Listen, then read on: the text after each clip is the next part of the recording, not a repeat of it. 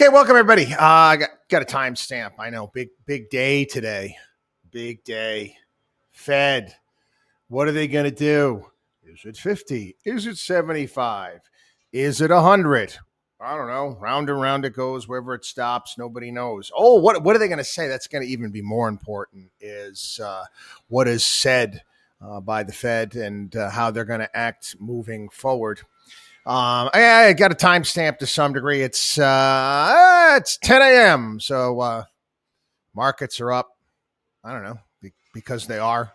I don't know what it means. Doesn't mean much to me. Again, I can't time markets. It is getting to be a bit annoying. It really is. I mean, one pundit after another with the same stupid opinion countering the other opinion. I am big with multitasking. There's a lot of things I want to get done over the course of the day. And I want to see my kids play sports. So I got to do, two things at once often. So when I'm doing my cardio routine, sometimes I'm, running or walking or on my stepper. I'm listening in on some of the business stuff. I'm listening to a book or a certain podcast that I want. When I'm on my stepper in my gym, I usually watch CNBC in the morning, Fox Business, back and forth. Today, I'm not kidding. I was like, I've had enough. All right. I'm watching Better Call Saul. I flipped it to Better Call Saul, and I enjoyed my workout a hell of a lot more. Anyway, again, master the obvious story right here. I don't know why there's just a couple of us out there pointing out the obvious. Again, I feel like the little kid more often than not. The emperor has no clothes, bit there. The emperor had no clothes on. And everybody's like, oh, yeah. Yeah, the emperor doesn't have any clothes on. The Committee for Responsible Federal Budget, nonprofit, advocates for federal deficit reduction. Another 75 basis point rate increase on Wednesday is going to add about $2.1 trillion to the national debt, which is already hovering at around $31 trillion. This is over the next 10 years. While raising rates is needed, this is where I don't believe this, while raising rates is needed to help fight inflation, not necessarily. Each Fed rate hike means much higher interest payments on government debt. Policymakers can help the Fed by limiting the need for rate hikes with fiscal policy that pushes inflation in the right direction. Yeah, I do happen to agree with that, but I don't see that coming anytime soon. Now, Democrats are pushing for now. I told you it wasn't going to end. They had the student loan giveaway. They're now saying it's not fair because parents who took out loans for their kids, they're not getting relief. So they already want to expand this student loan giveaway to include parents as well. Again, inflation is, you point it to government, you can point it to elephants, donkeys, whatever it may be. The ultimate responsibility lies with us, we the people. We get the government we deserve. We've been, granted, we have this wonderful constitution where we have a representative republic, and we have decided to put people into positions of power who more often than not are just a bunch of thieves looking to line their pockets, part of the watchdog on Wall Street axis of evil, as far as I'm concerned, and continue to run up ridiculous deficits and debt on a regular basis. Raise the debt ceiling. Got to do it again. No fiscal responsibility whatsoever. And this is the world we live in, people. This is the world that we live in right now. And I'm sorry, the Fed is not going to be able to fix this. They're just not. I mean, sure. They could, they're giving us, it's like, it's a binary type of choice. Many of these fools on TV are giving us. The choice is, either we continue to have high inflation or we wreck the economy. That's the choice. It's either one or the other.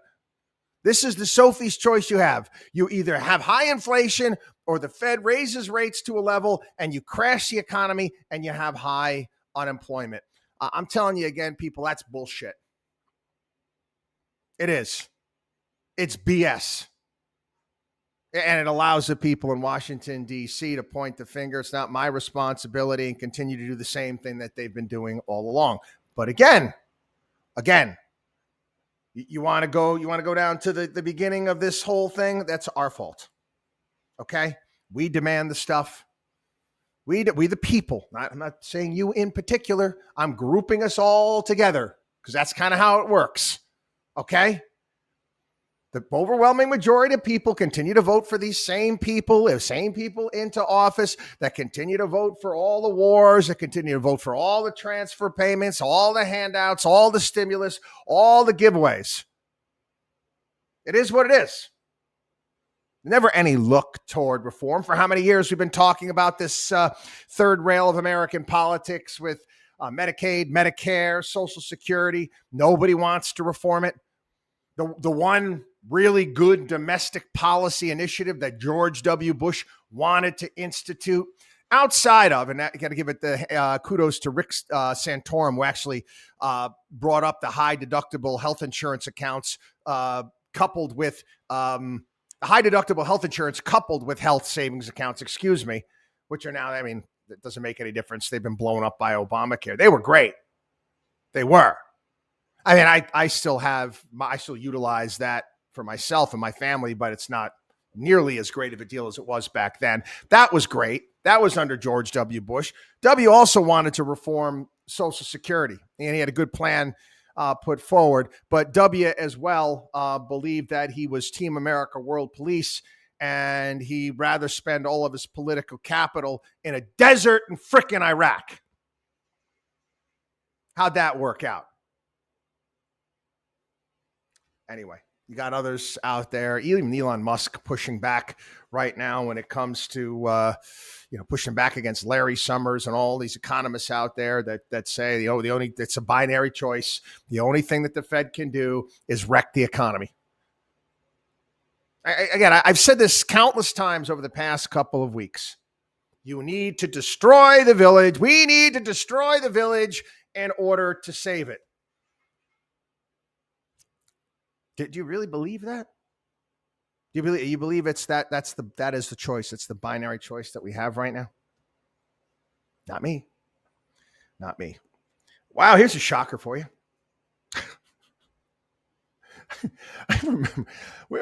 Oh, geez. It was Fox Business when they first was it Fox News or Fox Business. This is way back when. Had to be I don't know, 2009, 2010. I'd have to go look. It's on my archives on my YouTube page. Eric Bolling. I think Eric Bolling's over at Newsmax now. He had a program on Fox, and I used to appear on a regular basis. And I remember going on there, and I forget the comment came out about, I think it was investments outside the box or something, things that are different. And I was talking about rare earth minerals at the time, and how it was going to be a trend moving forward. And electric car demand pushes lithium prices to records. Shocker. Gee, you surprised by this? Again, it's a cause input cost. You need to have enough lithium to make these batteries for all of these cars. I think Elon Musk has actually applied for a permit to do it's a lithium. What's called, in essence, it's lithium refining. And he wants to build a plant in Texas, if I'm not mistaken. Yeah, he's talking about doing something like that. And again, you need enough first. We need enough lithium. Then you have to refine it. There's plenty of lithium out there. You just have to go out and get it. And again, I talk about what we tend to do here in this country is we put the cart before the horse. It'd be nice to have the materials necessary to make these cars. I mean, we're already seeing it. And we all making fun the fact that in the Inflation Reduction Act, you get a tax credit for certain EVs, and all of a sudden all the EV companies start raising their prices by the commensurate amount. Same thing. But yeah, their costs have gone up. I mean, did you see Ford yesterday? They actually came out. I'd have to take a harder look. They're telling everybody that their costs have gone up. It's cost them an additional $1 billion to make the cars that they're making.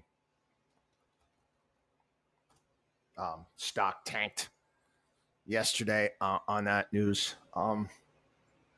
Listen, I don't know if, again, Ford didn't get a bailout last time around. Maybe they will in the future, looking for some handout giveaway.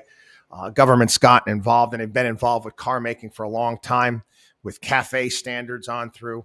And you tell companies, you basically order companies to make cars, make automobiles that they're losing money on.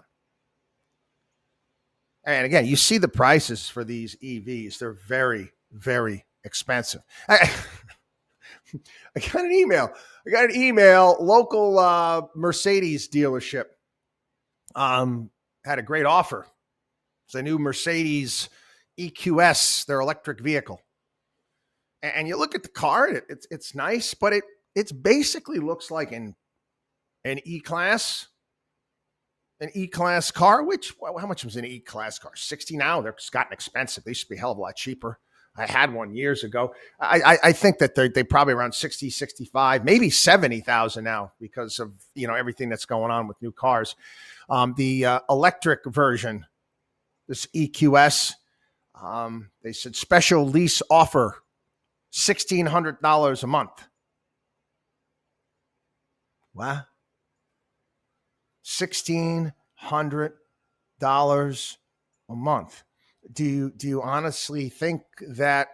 I mean, again, do a comparison with an E-Class. Do you think that the gasoline savings over the course of the month is going to equate to the additional lease payment that you're going to pay on a car like that? No way, man. No. It's just not going to work. But again, this, in many respects, the government would like to get gasoline prices. Not going to tell you this, but they'd like to get gasoline prices back up again. It'll make those EVs more attractive. Anyway, here's the story. No student loan borrower left behind. Democratic senators want to forgive parental loan debt. Told you. It's just going to keep getting bigger, and it's just going to expand.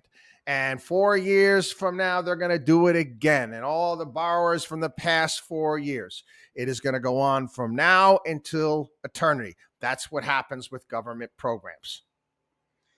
I got a business story here. And when I heard about this, and I heard that these companies were doing this, I was laughing. I was. Artificial intelligence.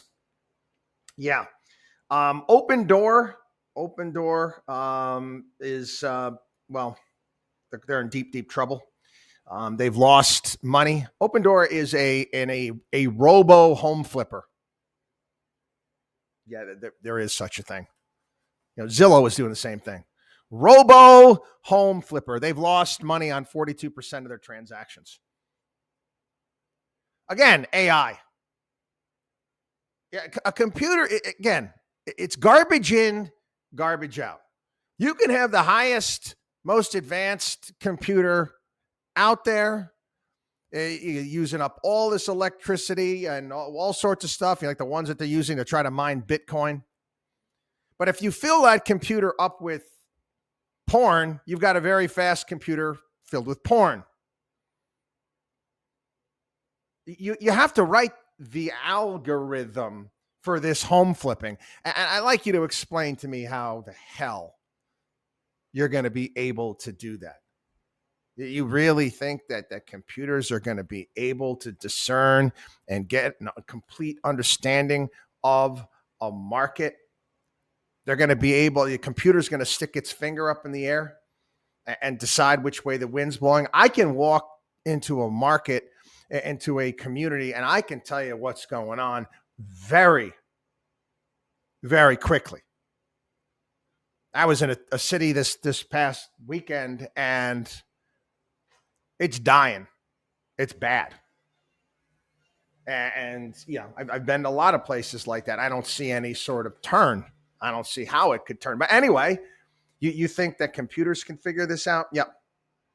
Last November, housing consultancy firm Zillow lobbed the first warning shot that the housing bubble had burst when it shocked markets by firing 25% of its workforce and announcing it had scrapped its robo-flipping program after losing hundreds of millions by allowing robots to buy and sell homes. Who actually thought that that was a good idea? I mean, honestly,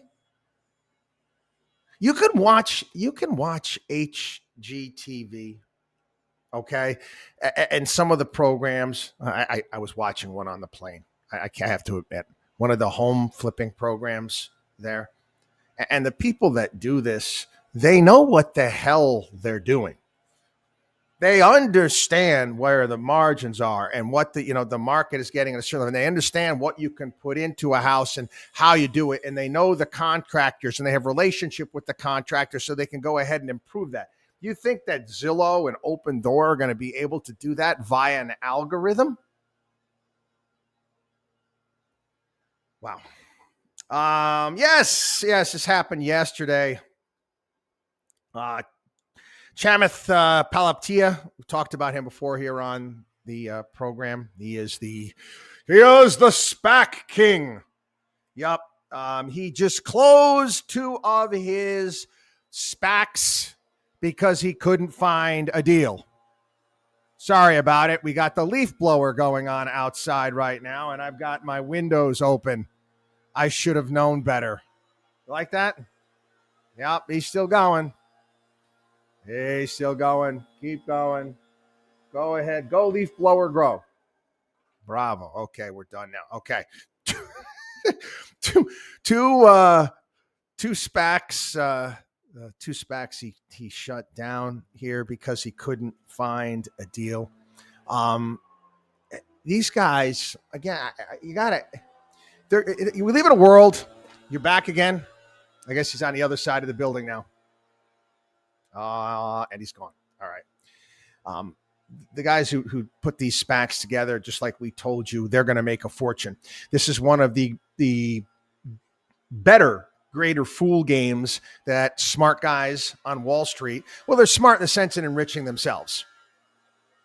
Okay. Many of these guys, like I said, they've had an ethical bypass at birth. What do I mean by that? Come on, man. Come on. You got to be done almost. Come on. Are you serious? Holy shnikes. We don't even have leaves yet here, and the leaf blower is going this crazy. Anyway, I talk about having an ethical bypass at birth. He didn't do anything, okay? Palihapitiya, he didn't do anything illegal in any of his deals. Nothing illegal about the things that he did. However, how do I put it? He knew what he was doing. He knew that he had the capacity to take a lot of people, convince people. He knew he could get himself on CNBC all the time to promote his bullshit. And he found a greater fool. I often talk about the markets and this perverse game of musical chairs that people feel like they have to participate in. And we've mentioned get-rich-quick schemes, the world's second oldest profession. Have you taken a look? Two of Chamath's biggest deals were Virgin Galactic and SoFi. They're both down, 70, 80%? From when they went public, when the SPAC bought them. They're both down 70 to 80%. Do you think he lost money on this deal? No, it's estimated that he made upwards of $350 to $400 million on both of those deals. Investors, not so much. Sucks to be you. Sucks to be you. Again, people, a fool in his money. I try to get this across here on the program all the time.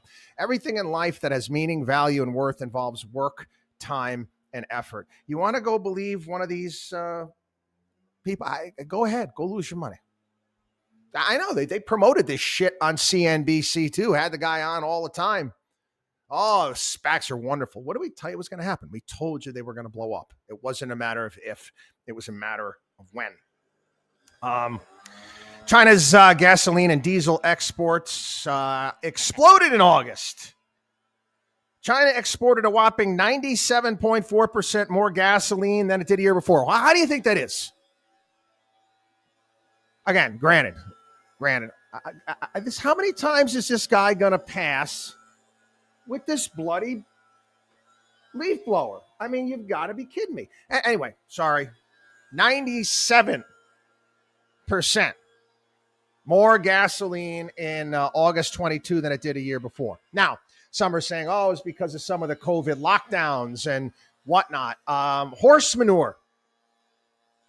They're just taking in more gasoline. Well, they were taking in more oil from Russia, refining it, and shipping it out the door. Just like we told you they were going to do. You know, I'm still trying to get my arms around it. I haven't read enough as of yet in regards to Vladimir Putin and some of the statements that he made yesterday, talking about how he's calling up reservists and he's not bluffing when it comes to he's totally serious when it comes to his using tough weapons, and told the Russian people that it's not just Ukraine, he's fighting against the United States and the West, and Ukraine is beholden to them, and yada yada yada. It sounded a little desperate. My opinion right now sounds a little desperate, but then again, you don't want people with nukes to sound desperate. You don't. There's been some buzzing about at the UN Security Council in regards to some sort of brokering some sort of deal. Let's hope that that's sooner rather than later. But anyway, again, Russia's still making money off its energy, just doing it via China like we told you they were going to do. Speaking of the UN, the UN chief says that the world is in peril. It's paralyzed. We're gridlocked in colossal global dysfunction. International community is not willing to tackle the challenges it faces. What are you talking about, man? Global dysfunction. I mean, honestly, okay, you got China. It was bullshit. You got China with their COVID lockdowns and the crap that they're pulling, and you've got Russia. Okay, but then he's talking about climate change, gender identity problems, and poverty. Gender inequality. I don't know. Some other woke BS. Dude, the world's not paralyzed, okay, by any stretch of the imagination. We're dealing with poverty right now is because we have supply chain issues. That's it. You want the world to continue for the world to continue to move more and more people out of poverty, which it's done consistently over the past several decades. Keep exporting capitalism. Allow people to go out there and build and create. Works every single time it's tried. Don't give me this nonsense. The world is in peril. Come on. Some more politics. This one here. I had to mention this media here.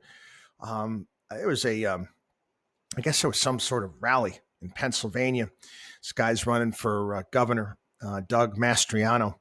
And I guess there was at a rally and people were praying and they had their hands in the air, and it was being led by an evangelical leader. And of course, you get the folks over at MSNBC coming out and saying that they were giving a Nazi salute. Not making it up. Yeah. Pundits over at MSNBC saying that the evangelicals were praying, they had their hands in the air. They were giving a Nazi salute. And then, of course, these are some of the worst people. Some of the worst people on the planet are the people over at that Lincoln Project. They're losers. They're basically political grifters. That's all they are. Political grifters. These are people that have never contributed anything of any importance, substance in their entire lives, and they don't have anything to do. They don't have a job, so they got to find a way to get money. So they say, hey, you know what? We'll say that we are conservatives or moderates, and we're against Trump and bad Republicans, and they collect money from libs. That's what they do. That's what they do. So yeah, the folks over at the Lincoln Project saying, echoing, Nazi salute crap. Yeah, the funny thing is, people, I disagree with a lot of things, a lot of people. I just don't think that people that I disagree with are Nazis.